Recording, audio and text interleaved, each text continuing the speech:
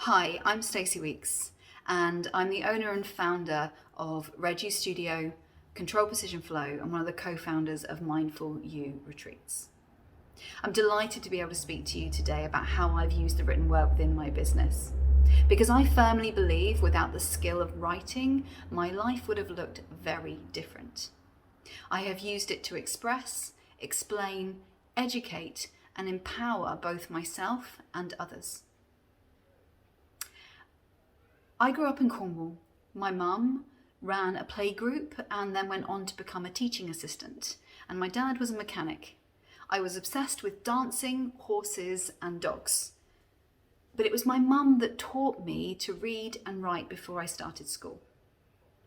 I used to join the dots on the page to make the shapes of the letters, and my bookshelves were filled with fiction, non-fiction, poetry, art materials, and quite a few My Little Ponies. Well, it was the 80s.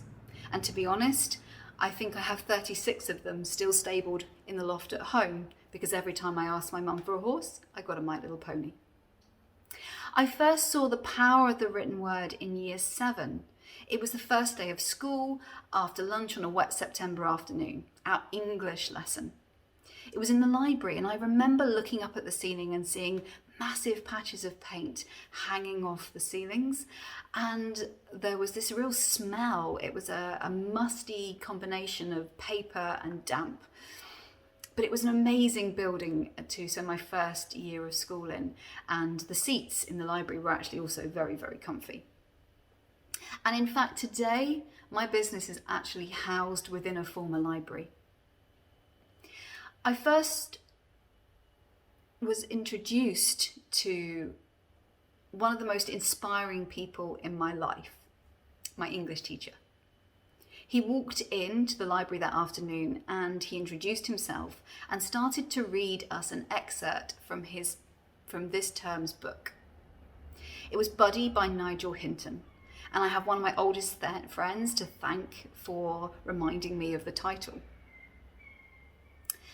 As Mr. Rowan started to bring that book to life, there was this almighty crash, and everybody looked round. The imagery in the book had been so vivid, it had caused one of the students to slump off their chair and faint. But it was that English teacher who nurtured my love of poetry and encouraged me to write creatively. I wasn't that great at writing stories, but I absolutely loved and adored writing poetry. I used to write all of my poems up on A4 sheets of paper with my calligraphy pens and my cartridge pens, and then I would decorate them with pictures all around the outside. A school field trip that year to Minions in Cornwall was looking at geography, history, and English. So in English, one of the things that we had to do was create a poem. And of course, I was far more interested with the myths and the legends of the Minions rather than the science and the geology. These poems were then entered into a competition run by Gorseth Kerno. These are bards who preserve the Celtic traditions of storytelling, language, poetry, art, and more.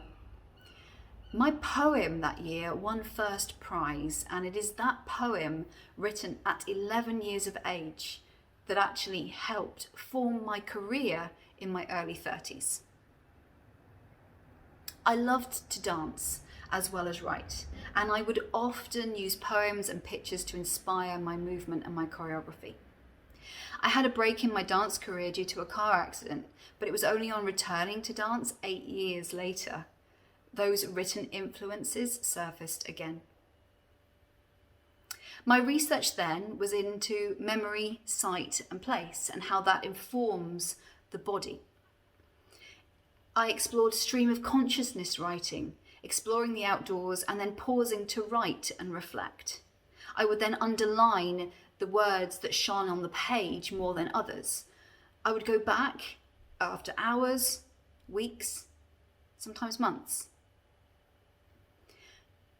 But it gave me time to process what I had written on paper. And then another interaction, again years later, with the Cornish Gorseth or Gorseth Kerno, saw that poem translated by the now grand bard Erbyn Ebron Grau, which means against a granite sky. And it won third prize at the Cornwall Film Festival. These days my writing has changed from poetry and become more informative. I research a niche sport, so dance has changed to dog sports. But I always want to write with the passion and imagery that was instilled in me as a child. One of my editors recently commented, "It is because you are writing from your soul. It's your best stuff." And that's what writing allows you to do. It allows you to take your soul and put it on paper. I'm not a celebrity, a professional sports person, or a social media influencer. I'm just a regular person who values the written word. And I know that without it, I wouldn't have made an award-winning dance film. I wouldn't be writing for magazines around the world, and I most certainly would not have got through my teenage years and boyfriend breakups without being able to express myself on paper. I have journals aplenty at home, here at my studio, and I use them over digital resources. And don't get me wrong, I absolutely adore tech. I use a lot of editing and film within my business now, especially during this pandemic. However, learning to write is about putting pencil to paper. It is something tangible. It isn't just an art.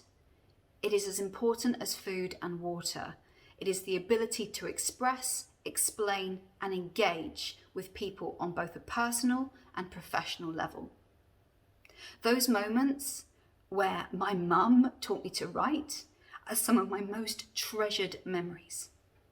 I have, and I thank her for that gift. It is a gift I know that so many are not given. So it is so wonderful today to be here to help celebrate and honour those gift givers, those specialist teachers dedicated in nurturing handwriting. It is truly inspiring. Thank you for listening. And I would like to send my many congratulations to every single one of you who have been celebrated here today.